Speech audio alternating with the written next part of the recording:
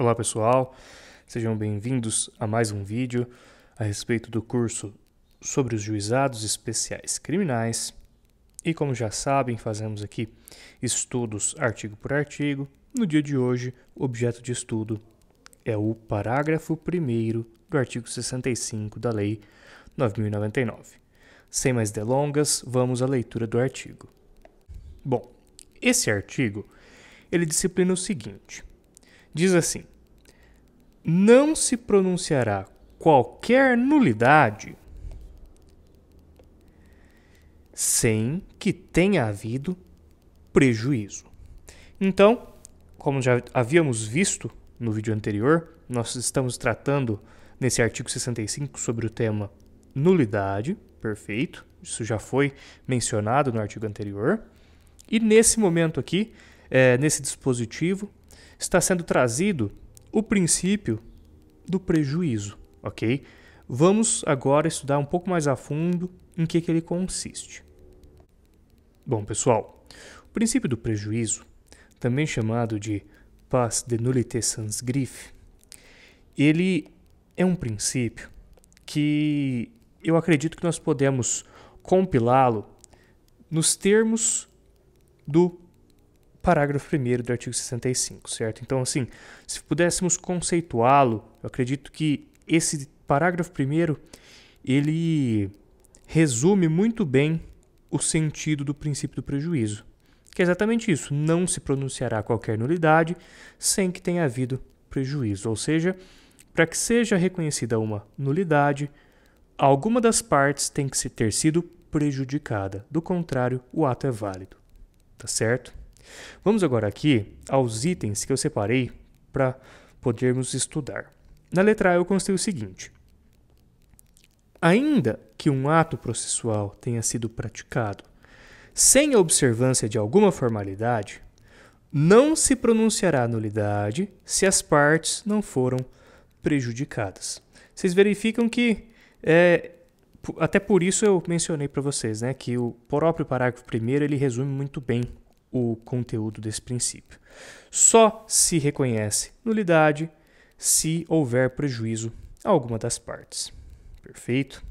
E na letra B, eu trouxe para vocês o seguinte, que apenas vícios processuais relevantes autorizam a anulação de um ato processual. E é justamente isso. Eu preciso que o vício seja relevante para que haja a nulidade. Do contrário, se o vício não é relevante, não houve prejuízo. Se não houve prejuízo, não há motivo para eu anular um ato. Ora, se eu anulasse um ato que não gera prejuízo a ninguém, um ato que tem algum vício irrelevante, eu estaria agindo contra os princípios do artigo 62 da Lei 9.099, aqueles critérios que nós estudamos. Então, como mencionado aqui no artigo 65, parágrafo 1º, vamos frisar os termos desse dispositivo, tá bom? Não se pronunciará qualquer nulidade sem que tenha havido prejuízo.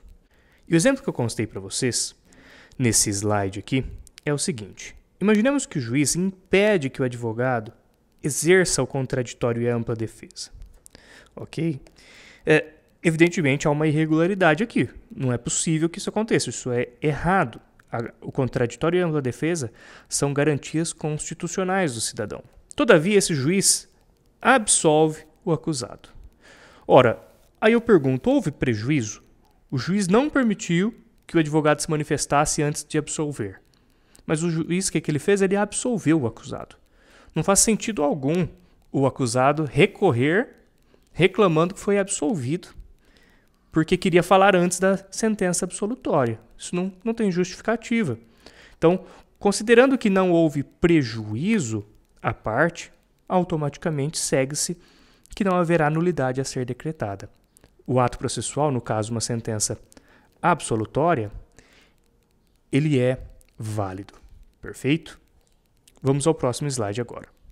Bom, nesse slide aqui, eu trouxe para vocês o seguinte, tá? Nós precisamos distinguir aqui o seguinte. Existem nulidades, isso aqui é um aprofundamento, tá bom? A respeito aqui da aula.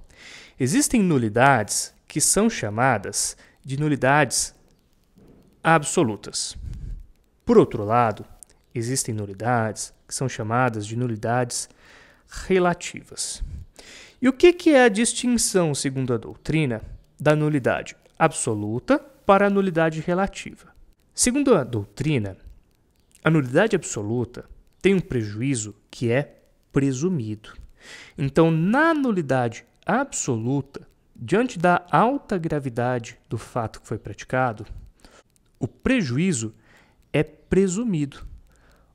O intérprete, ao pegar o caso e verificar que foi desrespeitada alguma formalidade do processo, ele automaticamente já presume que a parte foi prejudicada. E como ele já presume que a parte foi prejudicada, aquele ato já de cara seria nulo.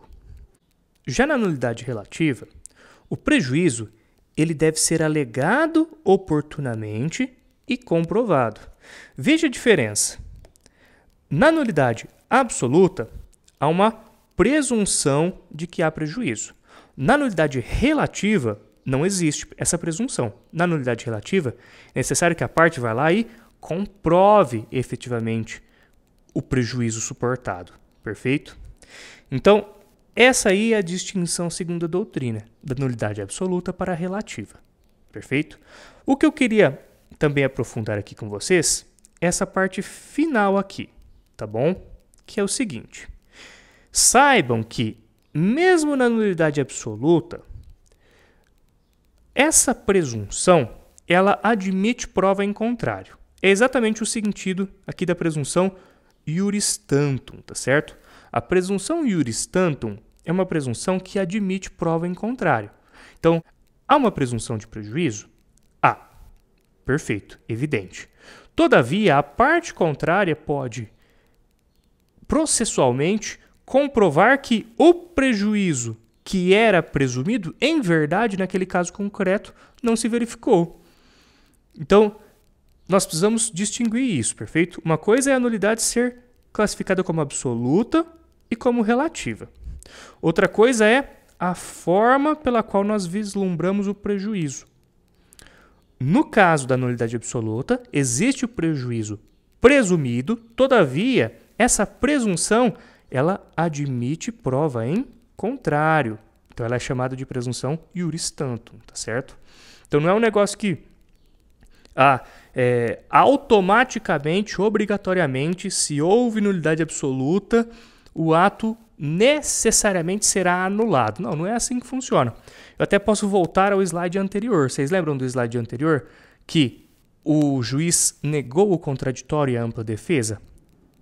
Naquele caso, evidentemente, negar o contraditório e a ampla defesa para a parte é um ato gravíssimo que geraria aqui uma nulidade absoluta com prejuízo presumido. Todavia, no caso concreto, é possível olhar o caso e verificar, olha, nesse caso aqui não houve prejuízo na prática.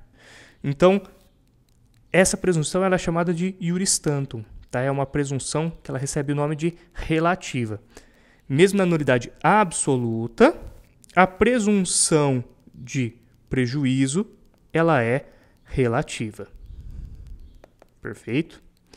Já, por outro lado, na nulidade relativa, que é essa daqui de baixo, esse prejuízo ele precisa ser alegado oportunamente e também comprovado efetivamente. Agora, no próximo slide, eu trouxe para vocês o princípio da instrumentalidade das formas, tá certo? Princípio da instrumentalidade das formas. A primeira coisa que eu queria dizer para vocês é que vocês sabem, né? Vocês estão estudando direito. No direito, as coisas não são tão simples como se 2 mais 2 fossem 4. Então, onde eu quero chegar com isso? Eu quero só avisar para vocês que, a depender do autor que vocês pegarem, é possível que esse princípio da instrumentalidade das formas também seja chamado de princípio da finalidade, tá bom, pessoal? Então, é possível que no seu livro esteja assim, princípio da instrumentalidade das formas ou da finalidade. É possível. Eu, por outro lado, eu prefiro aqui distinguir, tá bom? Eu prefiro distinguir o princípio da instrumentalidade das formas do princípio da finalidade, inclusive conforme nós veremos aqui no item B desse slide. Mas eu queria fazer essa observação porque, como vocês sabem, no direito as coisas não são tão objetivas, né? Então é possível que nós encontremos doutrinadores que pensam de forma diferente, tá certo? Então vamos lá. Na letra A, eu constei o seguinte: as formalidades do processo não são um fim em si mesmas, mas sim um instrumento utilizado pelo Estado para garantir um processo justo, que respeita o contraditório, a ampla defesa e os direitos e garantias das partes, inclusive os direitos e garantias da acusação. Então, pessoal, aqui, prestem atenção, eu aponto o seguinte aqui para vocês, olha, que a formalidade do processo não é um fim em si mesmo, mas, pelo contrário, ela não é um fim, ela é um instrumento. Instrumento utilizado pelo Estado para garantir o processo justo, tá bom? Daí exatamente o termo instrumentalidade das formas. Elas não são um fim em si mesmo, elas são um instrumento para a garantia do processo justo. Já aqui na letra B, eu constei para vocês o seguinte: assim, não é qualquer vício que gerará nulidade do ato processual. Não é algo tão automático assim. Só haverá nulidade quando o vício colocar em risco o próprio equilíbrio do processo. Isto é, aí eu vou até trocar as cores aqui. Isto é, quando gerar prejuízo a alguma das partes, e aqui nós temos o chamado princípio do prejuízo, que estávamos estudando agora, ou, na segunda hipótese aqui, quando não permitir que o ato atinja o fim para o qual se destina. E aqui nós temos o chamado princípio da finalidade, que vimos no vídeo anterior, tá certo? Então, atentem-se a isso, tá certo? O princípio da instrumentalidade das formas, ele está situado no tema nulidade de atos processuais, e ele indica, como seu próprio nome diz, que a forma não é um fim em si mesma, mas sim um instrumento utilizado pelo Estado para a garantia de um processo justo. E a partir desse princípio, nós chegamos aos outros dois princípios estudados, o princípio do prejuízo e o princípio da finalidade, tá certo? Bom, eu espero que vocês tenham gostado do vídeo. Essa aqui foi a aula sobre o parágrafo 1º e nos vemos no próximo vídeo.